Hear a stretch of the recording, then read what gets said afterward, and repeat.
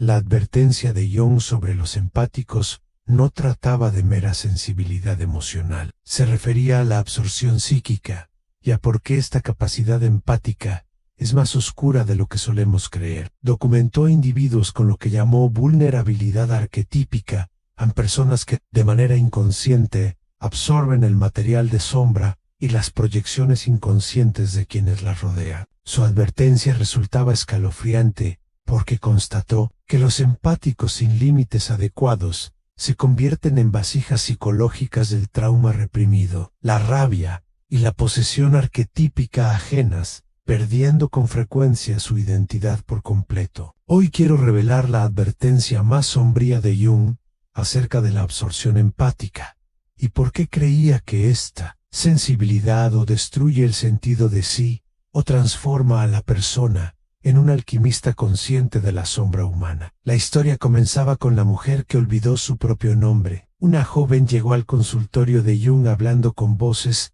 que no eran suyas. Manifestaba emociones de desconocidos. Lloraba por personas a las que jamás había visto y describía sentirse como un recipiente colmado del dolor de los demás. Lo más inquietante era que no podía recordar su nombre. Lo que hacía imposible descartar el caso era la precisión con que todo lo que sentía acerca de otros resultaba exacto. Depresiones ocultas, rabias reprimidas, traumas no dichos, lo absorbía todo con una exactitud que asustaba. En una session, susurró que era todos y nadie, que podía describir con detalle donde dolía en cada persona que encontraba, pero que había perdido la memoria de lo que significaba ser ella misma. Su empatía había ido más allá de sentir y se había convertido en lo que Jung más tarde denominaría posesión inconsciente. Se había vuelto un vertedero psicológico de las proyecciones del inconsciente colectivo de su entorno. El avance llegó cuando comprendieron que su talento empático se había originado como estrategia de supervivencia infantil. De niña, leía los estados de ánimo de un padre volátil para esquivar sus explosiones. Décadas de hipervigilancia habían disuelto, sin embargo, los límites entre el yo y el otro, hasta tal punto que existía como un conjunto de fragmentos psíquicos absorbidos, más que como una persona integrada. Este caso dejó al descubierto una intuición helada de Jung. Los empáticos no solo sienten emociones, absorben inconscientemente fragmentos enteros de personalidad, proyecciones de sombra y material arquetípico que poco a poco borran su identidad original. Jung llamó a la dinámica fundamental mecanismo de invasión psíquica y describió procesos que vuelven a los empáticos vulnerables a lo que denominó síndrome de disolución de límites. El primero era el magnetismo de sombra, que operaba como una gravedad psicológica. Los empáticos atraen y toman dentro de sí el material rechazado que otros no pueden admitir. Según sus observaciones, esto ocurre a través de lo que denominó identificación proyectiva. Cuando alguien no tolera su propia rabia, vergüenza o trauma, los proyecta de manera inconsciente sobre la persona más sensible cercana. La psique del empático, carente de defensas suficientes, acepta automáticamente ese contenido ajeno como si fuera experiencia propia. Jung lo documentó con detalle en Un hombre de negocios. Mantiene reprimido el duelo por la muerte de su padre durante 20 años. Al encontrarse con un empático, ese dolor sin procesar salta el espacio psíquico como electricidad que busca el camino de menor resistencia. El empático, de pronto, se siente inexplicablemente triste, sin saber que está viviendo una emoción que no nació en su historia, sino que proviene de la historia del otro. Esta confusión inicial parecía abrir la puerta a fenómenos todavía más profundos, porque la tristeza, que no le pertenecía, no llegaba sola. Venía acompañada de imágenes, tonos de voz, recuerdos que no tenían anclaje en su biografía y que, sin embargo, impregnaban su cuerpo con la contundencia de lo vivido. A partir de ahí, Jung comenzaba a detallar cómo, sobre ese terreno fértil de porosidad, operaban fuerzas arquetípicas que aprovechaban la sensibilidad como vía de entrada, infiltrando patrones antiguos, el sanador herido, el mártir eterno, la Gran Madre, y desplazando, poco a poco, la personalidad auténtica del empático mediante impulsos de rescate compulsivo, que, al principio, se sienten como una llamada legítima de ayuda, hasta que el deseo profundo de salvar al otro se vuelve mandato, y el mandato, identidad. Y la identidad empieza a licuarse justo cuando el empático cree haber encontrado su propósito. Jung describía el segundo proceso como secuestro arquetípico a patrones psíquicos poderosos. El sanador, herido, la mártir eterna, la madre cósmica, utilizan la sensibilidad empática como punto de acceso. Observó cómo estas formas antiguas, más impersonales que biográficas, iban sustituyendo de manera gradual la personalidad auténtica del empático por guiones de rescate que se imponían como si fueran destino. Al comienzo, todo parecía benigno en una sensación de llamado a ayudar a alguien, una energía extraña alrededor del trabajo de cura, pensamientos que insistían en salvar a otros. El problema se aceleraba cuando el empático confundía esas compulsiones arquetípicas con sus deseos genuinos. Jung notó que el sanador herido susurra que el dolor solo tiene sentido si sirve a los demás. El empático, hambriento de propósito, entrega su voluntad a ese patrón sin notar que ha sido capturado. El tercer proceso llevaba un nombre aún más inquietante: licuefacción de la identidad. Representaba el estado final, cuando la absorción crónica disuelve el yo originario. Jung lo observó en casos avanzados. Personas que ya no podían distinguir sus estados afectivos de los materiales absorbidos, perdían acceso a sentimientos propios, necesidades y deseos. Funcionaban como un compuesto de todos aquellos con quienes habían entrado en contacto. Describía una progresión primero, la pérdida de claridad respecto de preferencias y opiniones. Después, respuestas emocionales inconstantes, contradictorias. Finalmente, una fragmentación tal que la persona caminaba por el mundo como una colección ambulante de trozos psíquicos ajenos. En una imagen dura, escribió que el empático termina convertido en un cementerio psicológico, donde yacen vidas no vividas y sentimientos no sentidos de otros, mientras su propia alma se marchita por desatención. Lo que tornaba esta investigación más sombría era que el foco no recaía únicamente en el empático, sino en la dinámica relacional que lo rodea. Jung describía un patrón de depredación inconsciente: personas dañadas, narcisistas, vampiros emocionales y sujetos con escaso desarrollo psicológico poseían una habilidad sorprendente para localizar empáticos en cualquier entorno. No se trataba de un plan deliberado, sino de algo que él llamó hambre de sombra, una compulsión inconsciente a encontrar a quien absorba sus desechos emocionales sin protestar. Las tácticas surgían con una mezcla de sofisticación e instinto: presentarse como almas singularmente heridas necesitadas de comprensión especial, activar la adicción al rescate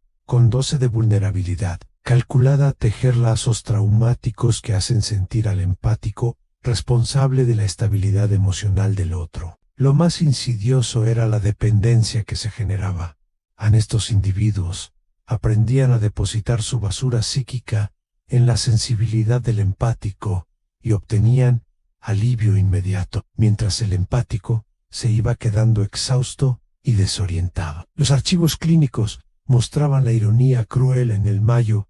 Heredón se convertía en la flaqueza principal. La capacidad de curar atraía a quienes preferían permanecer quebrados, utilizando la energía empática para evitar su propio trabajo de desarrollo. Con este telón de fondo, Jung trazó 4 etapas de destrucción empática, una degradación escalonada del yo a medida que la sombra ajena coloniza el interior. En el primer tramo, el inocente abrumado, el empático siente todo y no comprende nada. Los espacios con gente lo vacían, las interacciones sociales lo extenúan y las emociones parecen surgir de la nada. A menudo emergen ansiedad, depresión o fatiga crónica, mientras la persona ignora que porta residuos psicológicos de otras biografías. Muchos se culpan por ser demasiado sensibles o frágiles, cuando en realidad lo que los desborda no es suyo. Jung registró el caso de una joven docente que padecía ataques de pánico cada vez que cruzaba el umbral del aula. Solo más tarde entendió que absorbía la ansiedad colectiva de 30 estudiantes al límite.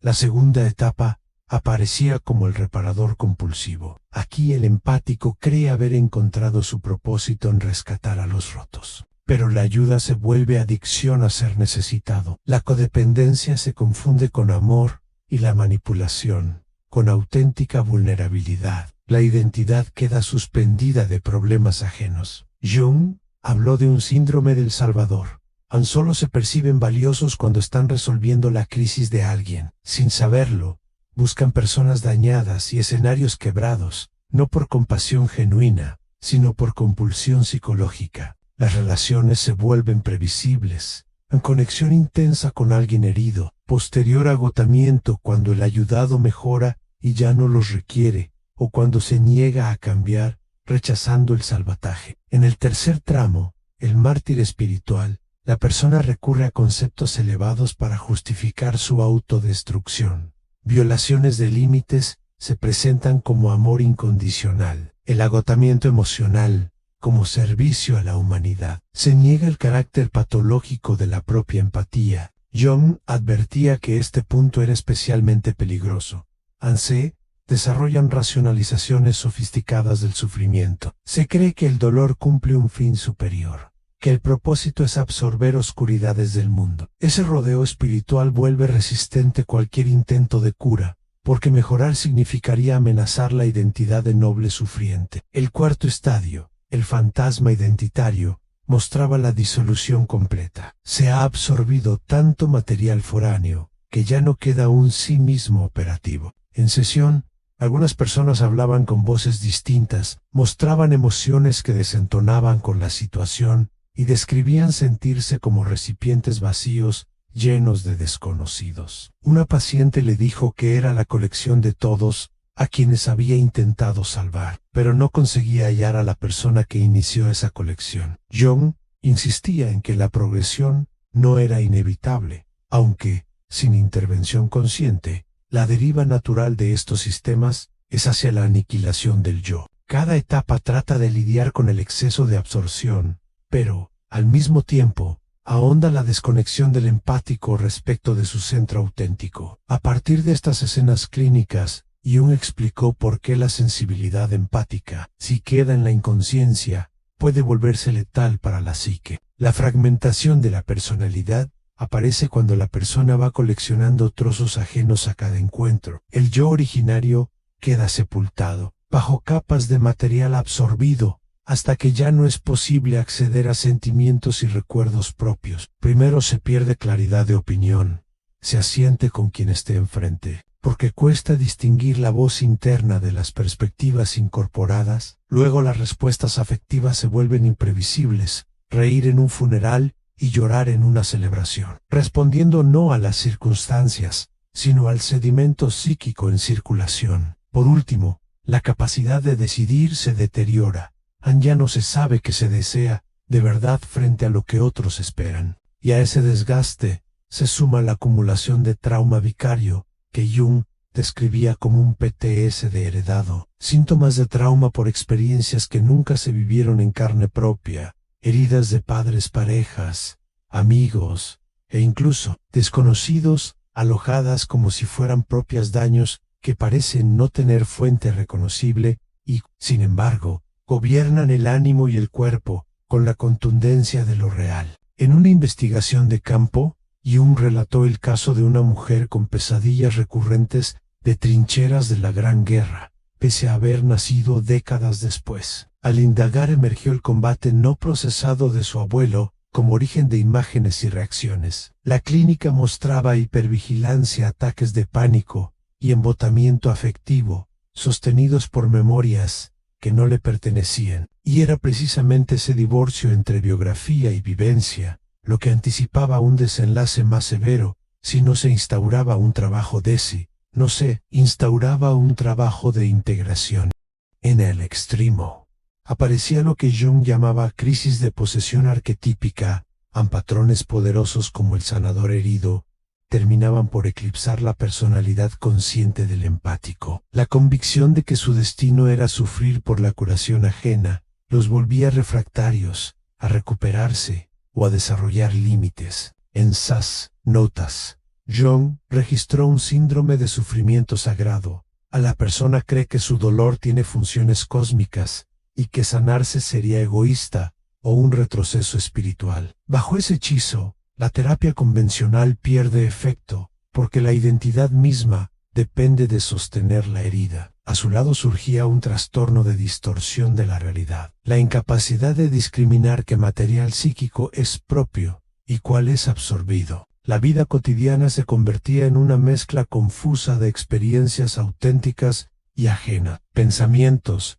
emociones y recuerdos carecían de autor identificable. Jung describía a pacientes incapaces de funcionar en la rutina, arrasados por contenidos que no lograban ubicar, procesar ni liberar. Una imagen que usó con frecuencia fue la de habitar una casa cuyas habitaciones pertenecen a diferentes personas, sin recordar cuál de todas es la propia. Frente a este panorama, su respuesta no fue adormecer la sensibilidad, sino transformarla. Desarrolló lo que llamó alquimia de límites, procedimientos, para convertir la absorción inconsciente en percepción consciente. La primera pieza era una excavación arqueológica de la identidad, un proceso metódico para rescatar el yo auténtico sepultado bajo capas de material ajeno. Requería identificar qué emociones, creencias y rasgos correspondían realmente a la biografía del empático y cuáles había ido coleccionando del entorno. Propuso protocolos concretos en seguir el rastro de los estados afectivos a lo largo del día, anotar cuándo surgen y en qué circunstancias, y hacerse preguntas que pusieran a prueba su pertenencia. ¿Esta emoción se corresponde con mi situación real? ¿Cuándo apareció por primera vez? ¿Con quién estaba? ¿Cuándo comenzó? Con ese trabajo detectivesco emergía con claridad que una parte sustantiva de los afectos más intensos tenía origen externo. Jung llamaba a esta labor arqueología emocional al separar con cuidado, capa a capa, sentimientos auténticos de proyecciones absorbidas, como quien desentierra artefactos de épocas distintas. Unos estratos remiten a la infancia, otros a interacciones recientes, y muchos no pertenecen al empático en absoluto. En paralelo enseñaba protocolos de ordenamiento de sombra para rastrear en tiempo real los movimientos internos. Cuando se activó un tono afectivo, con quién sí guarda coherencia con los hechos, o si se trata de un eco ajeno incrustado en la psique. Con el tiempo, los registros revelaban patrones. A ciertas personas disparaban emociones específicas de manera repetida. Determinados ambientes producían respuestas previsibles, y una porción del desborde podía atribuirse a material externo más que a conflictos propios. A medida que la discriminación se refinaba, el ordenamiento se volvía más sutil. El empático aprendía a diferenciar entre trauma familiar heredado, emociones proyectadas por la pareja, energía colectiva, absorbida en multitudes y posesión arquetípica. Cada fuente exigía modos de despeje distintos. Para el componente arquetípico, Jung introdujo la negociación con las figuras que poseían, un trabajo de imaginación activa para establecer relación consciente con esas fuerzas en lugar de ser arrastrado por ellas. La instrucción era darles forma y voz, dialogar con su finalidad, fijar términos para el cuándo y el cómo del compromiso. La escena que proponía recurría a una imagen nítida, dejar que el sanador herido apareciera, escuchar su exigencia de sacrificio perpetuo y responder desde la soberanía del yo, trazando un acuerdo. Serviré a la cura, pero no a costa de mí. Acompañaré el dolor, sin cargarlo como si fuera mío. Convertida la coacción en conversación, la energía arquetípica dejaba de invadir y comenzaba a colaborar. La otra pieza de su método consistía en la construcción de un contenedor energético con membranas selectivas, permeables pero discernientes, capaces de sentir sin contaminarse. Jung trabajaba con ejercicios de visualización, en los que el empático se envolvía en una película semipermeable, que permitía circular el amor y la compasión, filtrando al mismo tiempo los residuos tóxicos. Con la práctica, ese límite pasaba de imagen a hábito psíquico y, más tarde, a reflejo automático, una higiene de frontera que protegía la integridad psicológica sin caer en anestesia emocional. No se buscaba insensibilidad, sino empatía consciente al conmoverse, sin ser removido del propio centro. En sus historiales, Jung contrastó destinos opuestos para ilustrar la diferencia entre destrucción por absorción y maestría consciente. Observó a personas cuyo talento para sentir se convirtió en canal de fuerzas destructivas que no pudieron nombrar ni gobernar, hasta el colapso. Y, en el otro extremo, registró trayectorias de empatía alquímica a individuos que lograron atestiguar y transmutar dolor colectivo sin perder la consistencia del yo. La distinción no residía en la intensidad de la sensibilidad, sino en la existencia de estructuras profesionales para su ejercicio, prácticas diarias de limpieza del material absorbido y redes de apoyo que comprendieran sus necesidades singulares. Quienes fracasaban carecían de estas protecciones y se iban disolviendo en el campo emocional colectivo, hasta que ningún sí mismo quedaba disponible para decidir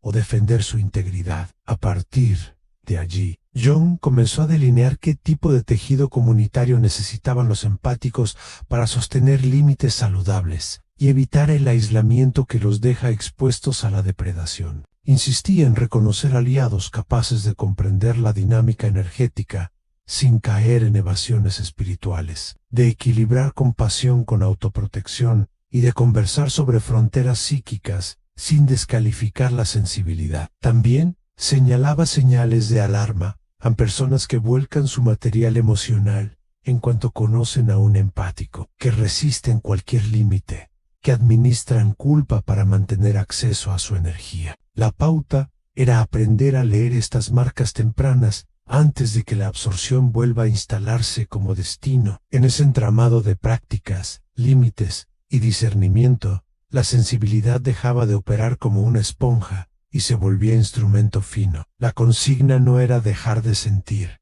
sino sentir con elección. No era retirarse del mundo, sino habitarlo con una frontera viva que decide que entra y que no. Y a partir de ese punto, anotaba Jung, el trabajo podía avanzar hacia etapas de transformación más estables, donde la antigua compulsión a cargar con la sombra ajena cedía su lugar a un servicio consciente que preservaba, por fin, la integridad del sí mismo.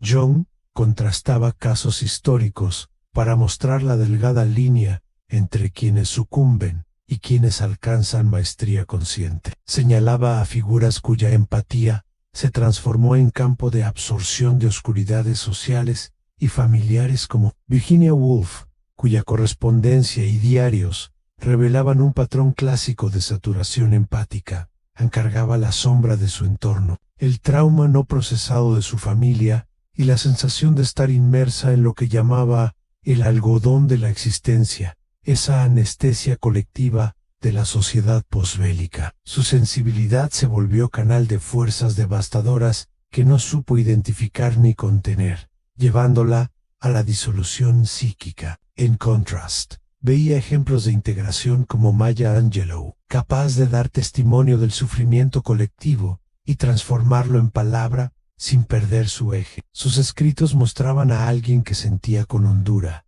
pero mantenía límites claros, practicando lo que Jung reconocería como empatía alquímica, convertir el dolor en sabiduría para sí misma y para otros, sin sacrificar la autenticidad. La diferencia, insistía Jung, estaba en que quienes lograban sostenerse habían desarrollado estructuras para canalizar su sensibilidad, prácticas constantes de despeje y comunidades de apoyo que comprendían sus necesidades. Aquellos que no lo hacían quedaban expuestos a la lenta disolución en el campo emocional de los demás, sin un yo sólido que decidiera o protegiera. De allí su insistencia en crear santuarios para empáticos, espacios diseñados para contener su don sin que éste se vuelva en su contra. Describía señales de reconocimiento en aliados genuinos, respeto por los límites, capacidad de hablar de emociones sin ser desbordados ni despectivos.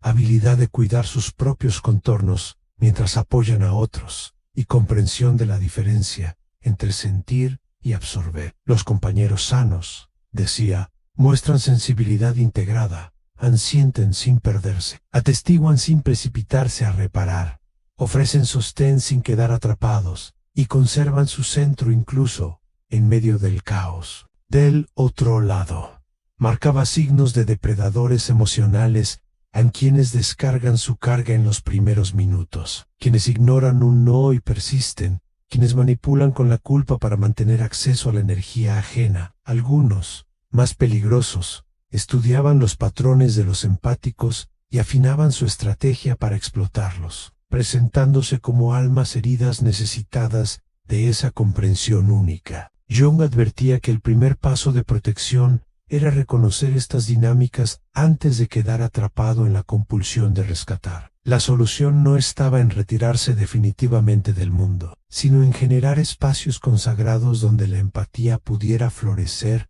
sin convertirse en condena. Comunidades que validaran la sensibilidad sin empujar a la autodestrucción, que alentaran tanto el servicio como la autoprotección feroz. Estas comunidades, decía, debían sostener principios de compasión consciente, cuidado profundo, junto con límites claros, apoyo emocional sin reforzar patrones enfermos, compromiso con el crecimiento individual dentro de la ayuda mutua. Al mismo tiempo, advertía sobre colectivos que se disfrazaban de espacios sanadores y en realidad drenaban la energía de los empáticos con culpa, vergüenza o supuesta superioridad espiritual. Estos grupos, bajo la apariencia de refugio, terminaban alimentándose del sacrificio de los más sensibles. Por eso insistía en que muchos empáticos necesitarían acompañamiento profesional de terapeutas con comprensión tanto psicológica como energética, porque el abordaje tradicional de la charla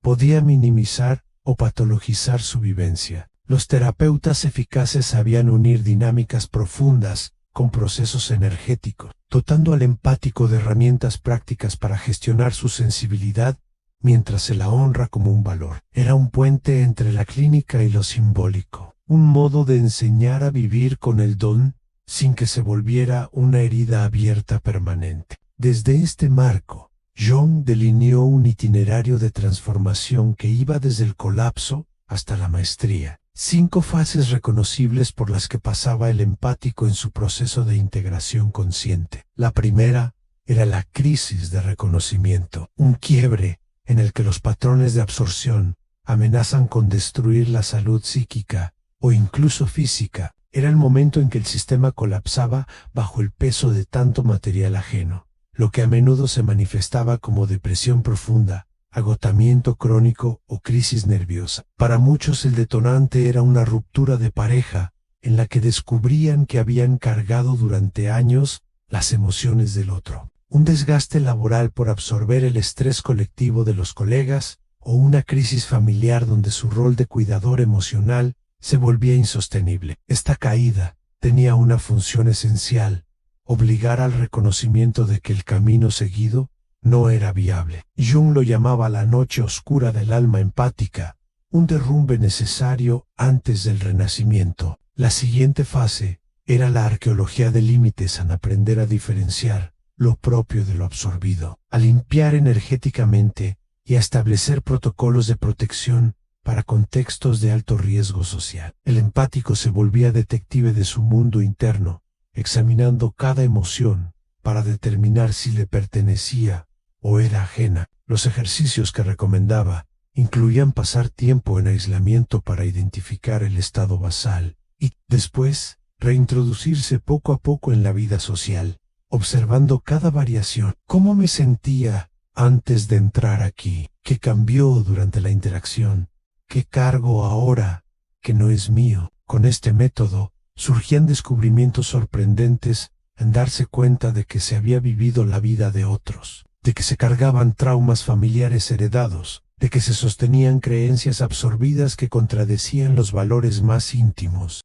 La tercera etapa, el diálogo arquetípico, suponía confrontar las fuerzas psíquicas que habían poseído al empático y convertir compulsiones inconscientes en elecciones conscientes sobre cuándo y cómo involucrarse en el trabajo de sanación. Jung instruía a visualizar y comunicarse con figuras internas, como el sanador herido o la Madre Eterna. A través de la imaginación activa, se establecía un pacto nuevo en servir al propósito de curar, pero no a costa de la propia vida. Ofrecer compasión, pero sin cargar con el dolor como si fuera personal. Este tramo implicaba enfrentar adicciones más sutiles, a la necesidad de ser imprescindible, el temor a quedar abandonado si dejaba de rescatar. La confusión identitaria, cuando ya no se definía por los problemas ajenos. La cuarta etapa era la reclamación de la identidad, excavar la personalidad auténtica entre capas de proyecciones absorbidas, reconectar con deseos